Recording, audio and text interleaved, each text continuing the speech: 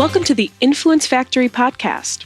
This program is dedicated to support professionals who have a desire to develop their digital business influence so they can navigate through a fast-paced, constantly growing digital world. We invite newcomers as well as our family of business influencers to a place to play, share ideas, questions, tips, and guidance with other thought leaders around the globe. Sit back and enjoy our program with your host, Dean Delisle, as he interviews guests. News and commentary are provided by Jackson Delisle and Monica Hacker.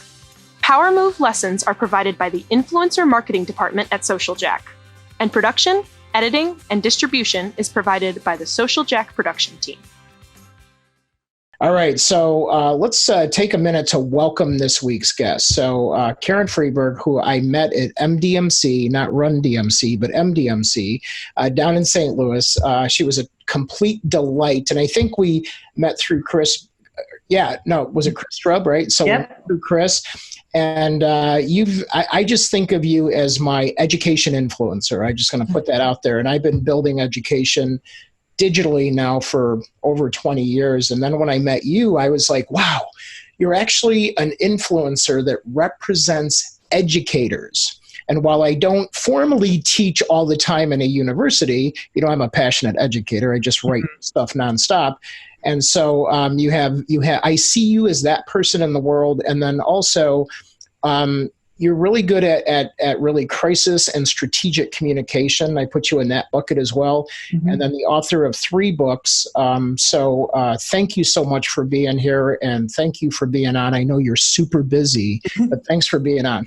No, I'm truly honored, Dean, and thank you again for the opportunity to be here. And I'm really excited. And you did a great job in St. Louis as well. I mean, Chris sang your praises, and when I heard your talk, I was like, wow, this really is so impactful and so important for us, because you took a different lens on influencer marketing. That people say they do influencer marketing, but you walk the walk and talk the talk. So for me, it was really awesome to be able to see you in person and to hear from you.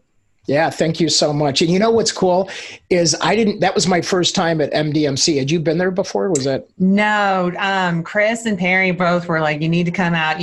But it was always during the end of our semester at the University of Louisville. So it was really hard to kind of be able to take a few days off to go to the conference. But earlier this year I was on sabbatical, and so I was able to go and present and attend my first time. And now I'm like, well, I'm going to make sure that I have the time to go and, be part of it.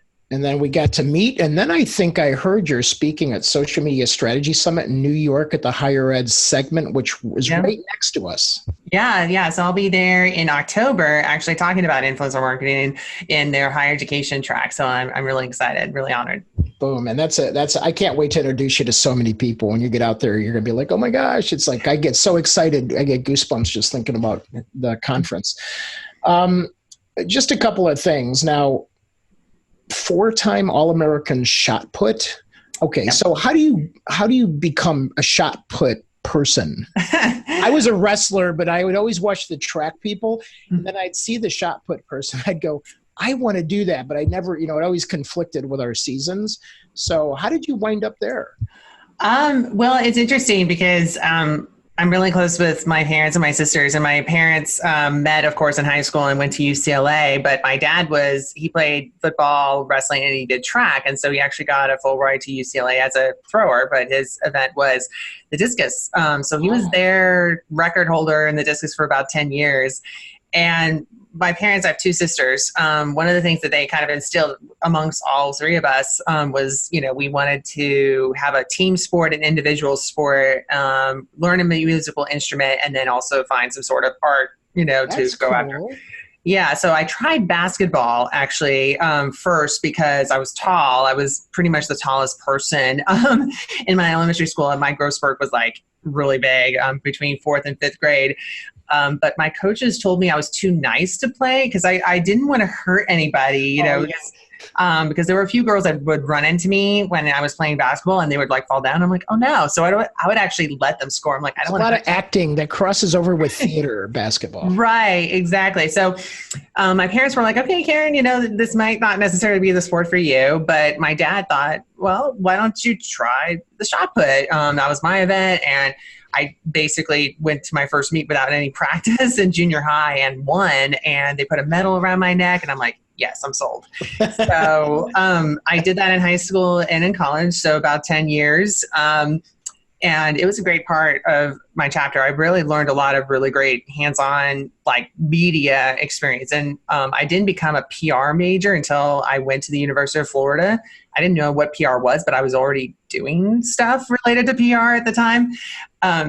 So it really was, a great hands-on experience for me to kind of learn how to deal with the media, how to deal with when you're not necessarily doing your best performances. How do you manage your personal brand? How do you basically try to stand out? So it was really good experience for me, and I was able to learn time management, perseverance, and just kind of working hard. My work ethic really kind of stems through that. And so I ended up in my career, 4-time All-American.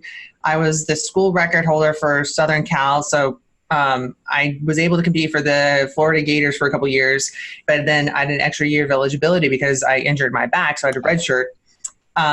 And so I was able to compete for the Trojans for a year. So I had their school record for about 12 years. Wow. And I was able to go to the Olympic trials in 2004, where I was a finalist. So it was a fun career. But the thing is, it's interesting, like all of the stuff that I've had, like as a student athlete, all my videos, competition videos are still up online. So it is kind of part of my personal brand. And I've had students who Google me, they're like, okay, who's our professor that we're having this semester? And those videos come up immediately. And so they watch them, and I'm a bit intimidating. I would have to say I'm very competitive, and they would come back to class. They're like, we are not messing with this professor at all. So I've never have had not turning anything in late. Right. I am not going to. And I've had a few students that are like, are you going to throw things at us? I'm like, no. I'm like, that was back like when I was competing. I'm not going to do that. But I mean, again, you should just have like a giant paperweight on your desk. It looks like a shot put. Right. Yeah. Exactly. Yeah, exactly. No, but I do have, I just moved into my new office. So I actually have one picture over here of the only picture that actually is in me, like actually competing that I actually like. And the 10 years I've competed. Is that the one you had up on the slide when, so when I heard that. Yeah. Yeah, that was super cool. And then were you involved as an athlete then in social media at that time? Because we coach a lot of schools and their athletes around this. So did you have was that like sort of a thing at that point? Yeah, actually, I when I was 13, so this kind of goes back to when I kind of started doing track in junior high. My parents, they are very tech savvy. They really love technology. We had like the first Apple computer in our house at a very early stage, but they gave each of my sisters and I our own domain name. And what? That was 95. Yeah. And so I tell my students this story, and they kind of look at me like, okay, that's different. Because I have my students actually create their own website and their own blog for my social media classes. And they're always like, oh my gosh, what am I going to do? I'm going to put all of this stuff out there. What if people look at it weird? How is that going to reflect on my brand? And I tell them, look, you can't do as bad as I did. When I was 13, I tell my students this. My own personal website actually started off as a fan site for the actor Val Kilmer, because I just saw Top Gun. And I tell my students, I was 13, so please be kind. And now it's gotten to the point they were like, who? I'm like, oh, millennial problems, I know. But exactly. But I actually used, the early stages of the internet to actually brand myself, because I grew up in a very small town in California, and not many college coaches would actually fly all the way out there to see me compete. So I used the internet actually to tell my story, to advocate for what I was doing. I actually posted my grades too, which was motivating for me to actually do well. Wow. But I was doing a lot of that stuff in junior high, high school, and then even in my first year in college, I was blogging for different track sites, but I didn't know that that was a field you can go into until my academic athletic advisor at Florida said, Karen, you need to switch your major and go into public relations. And so I took my first class, and the rest is history. So I've always loved technology. I love social. I love the fact that it's changing all the time, even though I wish that there weren't so many updates happening during a semester. I'd like be like, wait, let me cover this first before I completely change everything. We always cover the news. So if you want quick updates, you could always come to I appreciate that. I appreciate it. Yeah, no, that's very helpful. That's very helpful, because it's hard to kind of stay on top of the things. But we post news daily. So it's like we relay from our partners with Social Media Examiner and all those. That's awesome. So when you were in grad school, you had a fun project, it sounded like, in South Africa. Yes. So I was at the University of Southern California, and one of the reasons why I wanted to go out there was because they had this internship program that you could do abroad. And with track, Dean, like with the NC2A and everything, that the options for getting work experience were very limited because they have so many rules, like you can't get paid, you can't do this, you can't do that. So I was concerned going into my field thinking, okay, I need to have more traditional experience beyond just what I'm learning, in my grad assistantship. So I worked with the athletic department my second year in my master's. So I thought, okay, this is a great way for me to get more traditional PR experience. So I lived for 4 months in South Africa, and specifically in Cape Town. And I worked in a fashion and consumer PR agency. And I worked with fashion designers. We worked with the fashion shows. And I tell my students all the time, the movie Devil Wears Prada is so true. I mean, everything that they like, the environment, I was like, yep, that is exactly. And that movie actually came out like during the time I was there. I'm like, wow. Yeah, so I'm like, oh, okay, now this is what they were talking about. But really, it was a wonderful experience overall. Like, I love the community. I love the culture. I was able to get a real window into working abroad, trying to learn a different language because most of the clients that we were working with, of course, spoke English, but a lot of them were Afrikaans-based publications and outlets. So I tried to teach myself Afrikaans, which is difficult, but I tried to get some common phrases. But it was awesome, truly life-changing professional experience that I still use some of the lessons that I've learned today there. And it really kind of cultivated me and kind of think globally and really sparked my interest to do a lot more travel abroad. Yeah, that's something I always found interesting. In the fashion, I wanted to ask you because, when I think of, South Africa fashion, I think of just these vibrant colors and things like that. Is it true? Is that pretty much? Yeah, absolutely. Vibrant colors. And really what I was very impressed with is the connection back to the country pride and culture.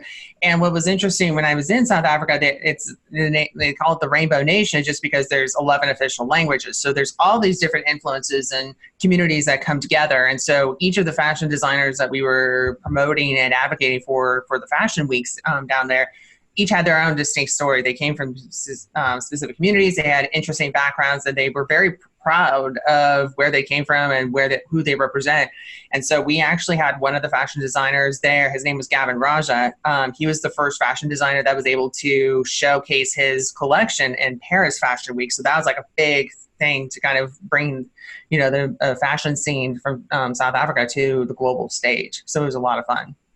Yeah, and then all of a sudden you just fast forward a little bit and you get retweeted by The Rock, right? Yeah. So I'm a big fan of The Rock. I think so am I. He's at the top of my Instagram. Yeah, I really Twitter, right. It wasn't on Instagram, right? It was Twitter. Yeah, because one of the things that I've been very impressed with is how certain celebrities and certain sports figures and people they really understand social. There's some that you see they're just posting stuff, or someone from their team is someone from their team, right? Right, and I felt like with Rock, I really liked how he was engaged. So I thought, okay, it was a few years ago. One of my other favorite brands that I absolutely love is Cinnabon. Like, if you look at a brand who is just absolutely engaged with their community, they really do a good job. And I do admit to the team on regular occasions, whenever I see their account, I'm like, okay, now I need to go and get a Cinnabon. But they had a Twitter chat going on called Sweet Talk, and they were talking about personal branding. And at that time, I was actually writing my last book, Social Media for Strategic Communications, and actually writing about personal branding. And that was the topic of the Twitter chat. And I said, one of the best people that I think who does a really amazing job is The Rock. And so I just went away. Actually, I had a few students come in during my office hour. And so I went back and then I looked at my phone and my notifications were blowing up. And I'm like, what did I do? Did I do something wrong? And Rock came back and said, hey, thanks for the love, Dr. Karen. Now I'm craving Cinnabons or something. So I have that tweet. But that was happening during the course when I was teaching my social media classes. And Dean, I could have done I share with my students all the time, all the brands I work with, all the speaking engagements I've done. That did not matter. The Rock tweeted me. They're like, now a professor is cool. So I'm like, cool. Well, you just gave me a new goal. So yeah. No, he does, engage their fans, and I really like what he does. Yeah. So I actually include that in my syllabus because when I tell my students, yeah, you can call me Dr. Freberg, Professor Freberg, but Dr. Karen is reserved for The Rock. So that's when I include the tweet. So. Yeah, and I have to say I follow them a little more on Instagram, like I mentioned, and I'd say, and then since they shared some movies together, I started following Kevin Hart too, and so both of them seem like they give you really good, genuine behind the scenes. And then with Kevin Hart, I just love, he's just a motivational speaker. I mean, he is just always going for it. Well, they're both always going for it, but and they're entertaining too. So their personality is who you see, on screen, which is sort of cool. You don't always get that, Yeah, and I think they really embrace the authenticity, and I think they understand kind of like where social media, like the ultimate purpose of social media is to be authentic and to be who you are and be able to kind of showcase your personality. And I think that still to this day, I mean, we're going into 2020 in a few months. I mean, I think that there's still people that are really like shy or kind of concerned about showcasing their personality. They're like, well, is this professional? Is this aligned with who I am? And I know for me, like I've my best practice has always been when I tell my students, even my colleagues, you want to make sure that there is no difference between how people see you in person versus online. If there's any kind of discrepancies, then that's when people have concerns. They're like, okay, which one is the real you, perhaps? So I've always tried to be myself on social, and if that means sharing coffee gifts and tweeting a lot, that's what I probably do. I have coffee pretty much on a regular basis. So I think you're seeing that with a lot of celebrities and stuff that really get it, like Kevin Hart and Dwayne Johnson. That's super cool. In terms of, so, you help coach and train not just your students, but you also advise businesses. And as of late, you have some exciting time that you've spent with Facebook. And I think it started at MDMC, right? When it did. Yes. Yeah. So I just want people to listen as you're telling this about how, like we all go to conferences, we all spend time, and sometimes I feel like we're not consciously progressing forward our own personal brand and really putting ourselves out there. So I'm inspired by this story, and I want others to listen to it that way too. Yeah, awesome. Well, thank you, Dean. Yeah, I was able to go to MDMC, in April. And again, Perry Drake has really created such a strong community and presence there. I mean, I highly recommend people checking out that conference for next year. But this is my first time actually going to this conference. And I was really excited to see the lineup of the presentations. And what caught my attention was this one dedicated to educators for Facebook, specifically with their Facebook Blueprint team. And I love certifications. I love incorporating them into my classes. And I've done some research with them and actually worked on a couple of certifications with Hootsuite and HubSpot. And so I was like, I got to go to this. And so I met with the team there. I heard their presentation of what they were working on for their digital marketing certification that will be launched next year. And I thought, I'd love to be part of this. I'd love to help out in any way I can. So I reached out to them saying, here's who I am. Here's the research I'm doing. Here's the experience I have. And, I remember one of the professionals, Nicole, who's amazing. She said, yeah, we're really trying to reach out to more educators, but we're having a hard time reaching them. But one of the things I've been doing for the last 3 years is I've actually cultivated a group on Facebook for social media professors. And so we have over 1,300 now around the world. But we've also tied in with, brands and companies that are invested in education. So I'll make sure, Dean, to send you guys the link for that if you want to join and participate. But I shared that with Nicole and her team. I'm like, look, we'd love to have you be part of this community. So they joined, and now we have over, I think, 10 plus people from Facebook in the group from their Blueprint team, just so that they're able to kind of see the conversations, be able to update people saying, hey, here's what we're doing with Facebook Blueprint. So that resulted in a couple of things with working with Facebook. I'm part of their digital marketing certification group. I'm actually serving as a SME, a subject matter expert. So I'm able to kind of tell them, okay, here's how we cover personal branding in class. Here's the things that we are looking for. But then also Facebook is actually, their team is my class client for my PR class, which will be starting in about 4 hours from now at the University of Louisville. And so they're interested in targeting educators and students, influencers, about this new certification, how they can reach them that way. So the students are going to be working on some research projects. And so I told my students, our class client is Facebook. And then I had a few students that were like, yeah, Dr. Freberg, you're pulling our leg. I'm like, no, I'm not. we're working with them. And so I'm really, really, really excited. So then when I ask this next question, think about this out there for your children or young people in the family, because Karen, I teach in schools as well. And so it sounds like you're actually helping your classes become influencers in the world. And for that, we're not talking about necessarily YouTubers and Instagrammers, but being responsible, internet citizens out there, correct? Yeah, no, I mean, I would say that, with my students, I've really tried to embrace like influencer marketing and basically how to tell your story, how to be transparent, how to be authentic, how to brand yourself effectively and personally. That's always been a kind of a core part of my classes at the University of Louisville. And so, but what I've tried to do even more is saying, okay, how could you kind of help amplify the story for your client, or how could you amplify an event or an activity? So last year we were able to help out with another event in Kentucky. We're of course known for horses and stuff. And so we had a horse race that was coming up in last fall called the Breeders' Cup. And so Churchill Downs and the Breeders' Cup, this was like, they wanted to do an influencer event, but this was their very first time. So my students were able to help out. But they said that, like, talking with my students, they said they really got a sense of what influencer marketing was really about, because they were able to see, wow, there's the planning, there's the research, there's the social listening, there's the contracts, there's the actual event, and then there's the after action report.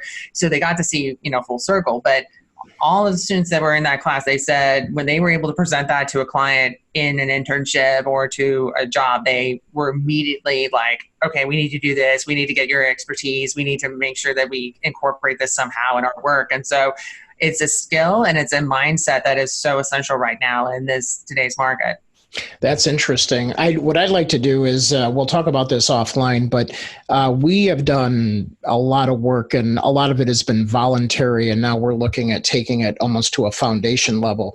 But we have a digital citizenship program that we teach in middle school and high school, and then I was teaching it at the grad school level for careers. So teaching them, because we had so many people in the early days that came to us when we had the reputation business about them losing scholarships and things. And I saw this pattern of all these mistakes being made and people not even starting to think about the impact of their future. So we took it back, and I'm sure you do this too, where you start teaching them about good behavior. And you made a comment before the show about, teaching them, how to behave properly and things like that. Right. And it's funny, we even have to do that with adults. We have to say, okay, you're an influencer and you're building your brand, but this is affecting your brand. Are you okay with this being how you're known? Absolutely. And I tell my students all the time a couple of things. One, Google doesn't forget. So if you just heard our news segment where it's like, it's permanent. It's permanent. Yeah. And so it's like, you need to be aware of what's posted on you online. But then also I tell my students, especially I've had conversations with students, and they're shocked when I tell them, oh, I know about Finstas, the fake Instagram accounts that they feel like that it's not tied to their name or whatever. And I'm like, well, there's an email address, right, that you registered for it. But I've said, like, even if you have your close friends, how do you really know your close friends? Because the power of the screenshot is huge. And so all it takes is one screenshot and it's circulated everywhere. And so I think it's so important to have that mindset for the students. So what I try to do is, like, I share a lot of cases. I use the Justine Sacco case a lot, and I show this happened years ago. Her reputation is still damaged. And so it's just kind of, you need to kind of like have a come to reality moment with a lot of the students saying, this is a big deal. There's been people fired, their damaged reputations. There's been public scholarships. Yeah. Across the board. And so I tell them, like, you really need to kind of think strategically, like think before you post, and just really kind of look at it, not just for the short term, but also the long term, like how this could impact. And so what I try to do is kind of give them kind of an exercise where I actually have them kind of evaluate what they've done previously before this class. And so they're able to see, how is this the best representation that my brand is showing everyone to the world? Like, if I posted this, and tied this to a job placement, would I get the job? And a lot of the students are like, no. Like, I didn't know these practices. I didn't know that this was something that I had to be concerned with. But then they are able to learn from the experience. So I kind of create a teachable moment for them. That's but awesome. I think the other point that I think is important for the students is they need to kind of see someone to help them along the way. So what I've tried to do, like as a professor, is Karen, I want everyone to realize when Karen says students, that's all of you and all of us out there. Oh, thank you. But what I've tried to tell, I would say one thing that I've tried to take my own advice myself is when I'm in the classroom, like if my students look at what I'm doing on Instagram, if I'm looking at, like they see what I'm doing on LinkedIn or Facebook, like I try to also walk the walk as well. Like I tell the students, whatever I'm giving you guys in terms of assignment, I'm trying to do it myself. And so, but yeah, I mean, it's things that, I think in this day and age, these are essential skills that we all need to have and embrace. Yeah. And, there's also an awareness factor. It's funny, Kim puts out here, your brand is so vital, need to protect it like a mama bear. Absolutely. And I think there's an element that I mentioned about that NBC News segment that I did. And we had pulled some stories and we're just horrified that because some accounts got hacked, there was a young gymnast here locally in Chicagoland area, and her account was hacked. And it was converted into a pornography site. And then, her personal brand was just shattered. And she had all these endorsements, and she was on her way to getting sponsorships, and she was on a great career path at an early age. And Instagram took months while her brand is getting damaged to help out with this, to where she couldn't claim her account back and things like this. And I'm just like, this is where I want a partnership between these brands that have these platforms and the audience. And so us as, consumers or citizens of these platforms need to be aware. And if we see something, say something, right? Just like if you're at an event or something like that, if you see something that doesn't look right, say something. So I think we need to be more aware as a society and say things. And then I think the brands have to take some ownership too. What do you think about that? I absolutely agree. And I think that's kind of where I wish that the verification side of things was a little bit more inclusive.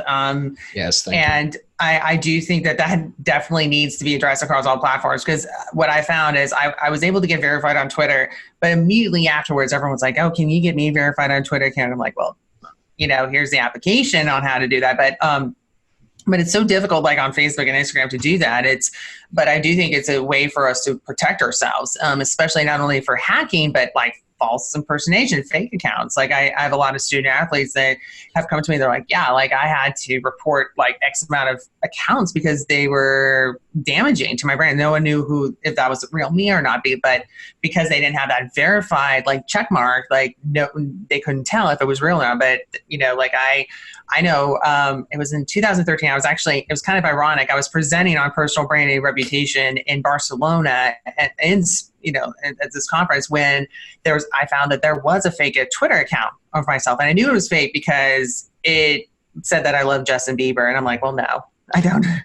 But I had to report that, and I had to go through the extensive process. And it was really kind of one of my first experiences to kind of do that. And so being verified there, I'm like, okay, that's protecting. But then there's all these other platforms. And I think that platforms need to be aware of it, that we need to protect our digital identity, because as you said, Dean, reputations can be lost and opportunities could be, shattered just because of what happens on some of these platforms.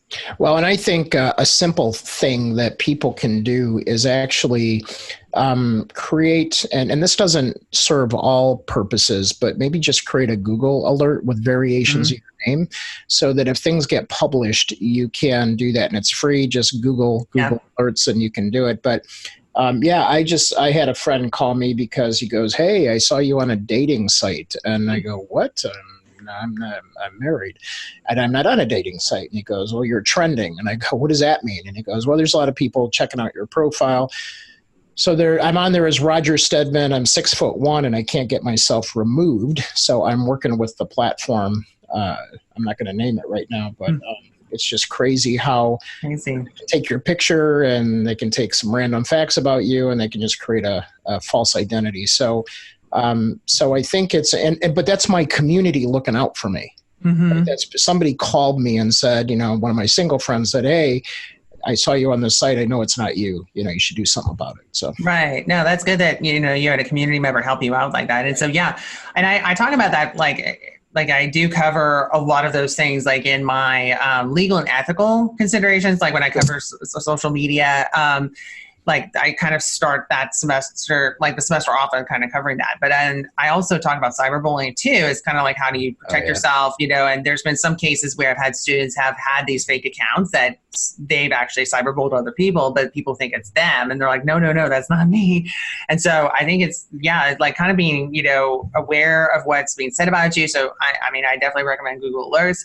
I also recommend TalkWalker. They have a free search term, where you can, sign up for, social media updates. I think the more kind of resources that you're able to have to kind of, be aware of what's being said and what's being shared about you, I think is really, really important.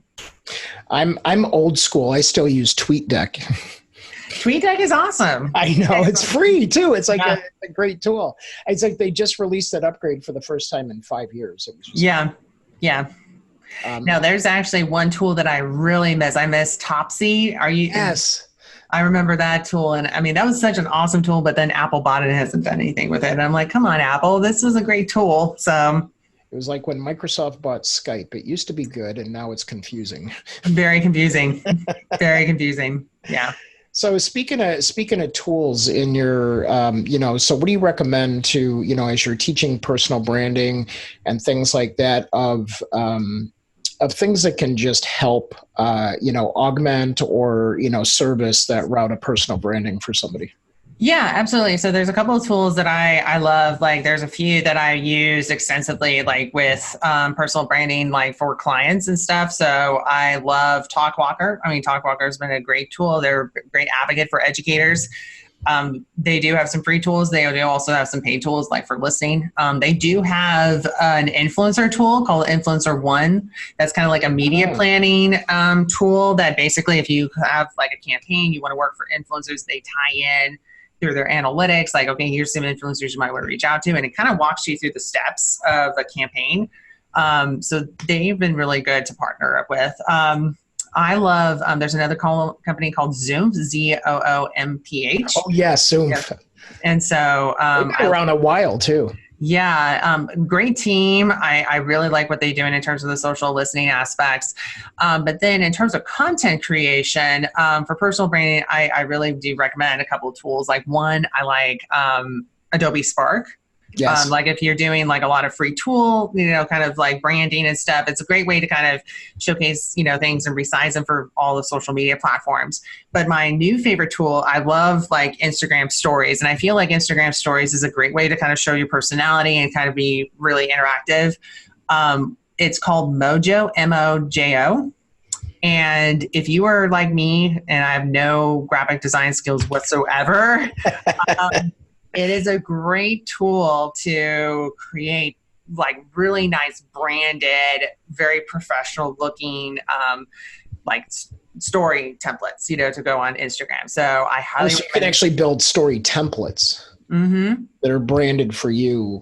Oh, that's interesting. Mojo, huh? Mojo, yeah. And so there's free tool, like free templates, but then they also have a paid subscription where you pay X amount of dollars per month, but it's so worth it. Like I did it, we held our very first educator summit at the Cannes Lions Festival of Creativity. And that's what I did, is I was kind of on the go person, kind of creating the stories of what it was like there. And it just worked fabulously. Everyone's like, oh, can you tell me like what, like, did you do Adobe, like Premiere or like Illustrator to do these? I'm like, nope, I did Mojo. Is it Mojo, MOJOO, or is it? MOJO. Just O, right? So yeah. Somebody was just asking. Yeah. So yeah, that's a great tool. And I also like a great name too. How did they get that domain? I don't know, but I've been looking, I love exploring tools, especially like for my students, because they are all about Instagram stories and content creation. So I like, of course, Unfold. That's kind of a traditional one, but I like Mojo just because it's like very professional, very seamless, and just there's a lot of color palettes you can choose and formats, and it's just the possibilities. Yeah, so right there. So yeah. That's a dang good list of tools. So what's funny about that? We had a session on algorithms a few weeks ago, and just amazing how the shift in for our influencers and our other business accounts that when they started really populating their stories, is their follower count went up, their engagement went up, and so I just don't see it going away. So. Well, what I like too about Mojo is like you can add captions. So there's actually captions where you can have like various headings and like it goes through animations, but then there's also ways that you can put in your various handles that come in through. Like, so when I want to make sure that like people know, okay, follow me, you know, I don't have the swipe up, you know, option, unfortunately. But if I would say, okay, check me out, like here's Kate Freberg, they're like, oh, okay, that's where that comes from, or Facebook or Twitter, or if there's a particular hashtag. If, for example, Dean, if you wanted to do something for Influencer Factory, you're able, you know, to include the Twitter like bird and then hashtag and then Influencer Factory right there in your video to kind of brand it. Yeah, and it's crazy because you know, every time it seems like I go in to build a story, I wrote a class on this, so it really forced me to understand all the power and the tools of Instagram. And so as I was doing it, I was almost to the point of overwhelm that there's so many options of when you start clicking to expand. And, you know, I love adding music to mine. I love, you know, just all the different things. So does Mojo incorporate all those pieces of how you can enhance a story? Yeah, you can do animation, you can do collages, you can do moving parts. Like, so there's a lot of templates. Like if you have videos, for example, like there's different ways in terms of presenting the videos. There's also their own music database too. So you don't have to rely just on Instagrams. And so you're able to kind of incorporate their music as well if you want to add it or change anything. So there's a lot of different options that are out there. And so I felt when I first started using that tool for Instagram stories, I've seen an uptick in my follower count and my views, like, and then everyone's like, well, you know, what app did you use to create these? These are awesome. And I'm like, Mojo. So whenever I can, I'm like, this is a great tool to, you know, definitely download and try out. So. Got it. Monica, you listening out there? So, all right. So then who do you go to for, cause you have to stay up on news. You have to stay up on helping your students just know what's current, what's now. How do you keep up with all that? What are your favorite sources? Oh my gosh, there's definitely a lot. I would say if you follow Matt Navarra on Twitter, like if you're looking for any new platform updates and features, like I don't know how he does it, but he's like a go-to person for me to kind of see who he follows, what's happening. So then I can incorporate that back in the classroom. But I look at other people who are kind of leading the industry. It's more not necessarily like outlets. I do, of course, Social Media Examiner, Social Media Today, Digiday. I love following Taylor Lawrence and Carrie Flynn just because they do a lot of work in terms of new trends, like with Gen Z influencers, memes and stuff. So to kind of resonate with my students, I try to follow them and see what they're doing. But I follow a lot of professionals that are leading in their industry. I have a friend that works for social media for the New York Stock Exchange, Matt, and he has some really good insights in terms of kind of overarching themes that he sees. But I also, I think one other person that's based out of New York now, Leo Marahon, he has a podcast called Build and Inspire, and I follow him just to kind of look at what he's seen in the industry. He was part of the famous Oreo tweet back in the day. Oh, yeah. So what I try to do is kind of connect with people to kind of see what they're talking about and just follow them, you know, to kind of see what they're interested in, what they're seeing as being kind of future, you know, trends to follow and stuff. So, but I do designate like at least 15 to 20 minutes a day that just kind of checking out the news to kind of see what's going on, you know, so I can be able to incorporate that back into the classroom for my students. And do you use hashtags to track it? Yeah, I do. I look at the social media marketing hashtag. I also do a lot of sports, you know, coverage because I do feel that some of the sports team really do a good job with it, you know, like storytelling. Yeah. So I follow the sports and social media hashtag, which is SMS Sports. And then the PR has their own, like, you know, just PR, hashtag PR. But I probably follow more of the accounts versus hashtags. That's cool. That's cool.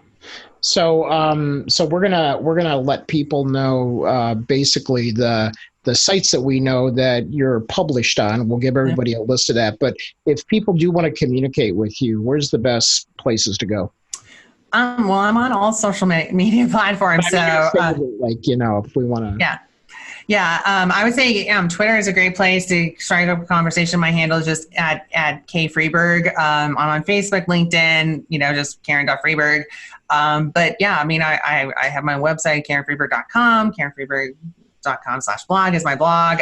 But yeah, I mean, I'd love to chat and help. That's one of the things that I love doing is being able to answer questions and strike up a conversation and see what we can do together. So I'm really open to answering any questions, collaborating, because this is a great field to be in.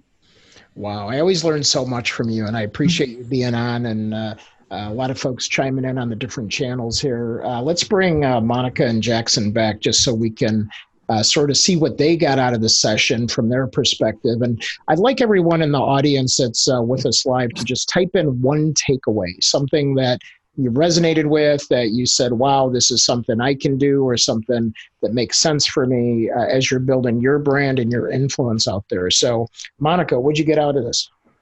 First off, I just want to say you have a really amazing background. I'm also coming from the fashion background. I lived in New York. I recently just moved to Chicago. So I was part of all that, and it like Devil Wears Prada. It was incredible that you were able to go out there to Cape Town and experience that, and work within the industry and just see the different cultures. So I thought that was very cool. What I did learn, did we lose someone? Oh, sorry. Sorry about that. I got really excited. What I did learn was the new app that you mentioned, Mojo. We use Canva, and I definitely want to look into it. Is it similar to Canva? It's similar, but there's what I like about it is it's all about movement. So it basically, if you have an image, it kind of does things in kind of a transition. If you want to, with Canva, it's basically you have an image and just your text, but this really kind of makes your image come alive with short video clips and stuff. So it's very, it's been probably my favorite app to use in terms of content creation, on Instagram. All right. Well, I will let all my writers know about this. Awesome. Inspired the team and make sure they all give shout outs to Karen. Yeah. Yes. Jackson, how about you? Same thing, I always talk about making sure that we're utilizing our free tools that are available to us, like Canva and Adobe Spark I've mentioned before. I'm definitely going to have to check out Mojo. I think that's a really cool concept that I haven't even looked at it yet, but I definitely want to, and I think that was my biggest takeaway. It was just a tool that's very useful to the things that I'm doing as well. So yeah, that's awesome. I haven't utilized the Talkwalker. I looked into it, but I really haven't utilized that one either. So I'm going to check that out. And then, so that's super cool. And then what we want to do is just encourage the audience, as you resonated with things, we had a lot of people making comments and really chiming in, and it was really good, engaged group today all over the internet. But your job as influencers is to help take things that you learn and pass those on to people that matter to you, that you care about, and help them build their brand, help tell them about the privacy things that we talked about, the ways to keep themselves safe, ways to behave. Yes, when you click that button or put your thumb down on it, it's permanent, man. It goes out there no matter what buttons clear, anything out there. Your personal brand is your personal digital footprint forever. So that's super cool. And then we have a couple of winners today, and they get a little extra because we give them, Karen, of all things, Starbucks gift cards. So awesome. They can take somebody out for coffee and share what they learned from this episode with that person. So Jackson, who do we have today? For our winner on the Zoom platform, it's Kim Powell. And then on Facebook Live, we have Tom Harness. So, Karen, do you remember Tom Harness? He was on the panel with me. And I was laughing. I was like, and he's always a rock star with his suits and everything else. And we love him to death. So he's a great rocker out there for us. Awesome. Good stuff. And it's a great gift. Yes. Yes, absolutely. So, because it's more coffee, right? Yes. There's never too much coffee. There's never too much coffee. Well, you're always a delight. We want to thank you from our community here, as well as the entire team at Social Jack headquarters. So thank you so much for being part of this. I look forward to seeing you in New York. Yep. And following your content as always. And thanks for educating us and doing your part in the world to really turn all those students and clients into really responsible influencers. So thank you so much for that. Yeah. Well, thank you again, everyone, for, this opportunity. Dean, Jackson, and Monica, I really enjoyed being part of this community. Keep up the great work. And I will definitely continue to share your work in my classes and with my colleagues. Great. Thank you so much. And, thank you. Thank you, everybody out there. We appreciate you and all your comments, and we'll see you online. Take care, everybody.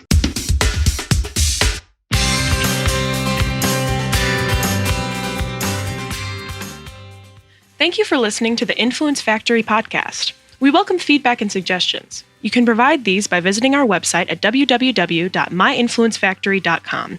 And if you are interested in Social Jack's 90 Days to Influence program, you can simply go to 90daystobusinessinfluence.com and simply ask for the next steps.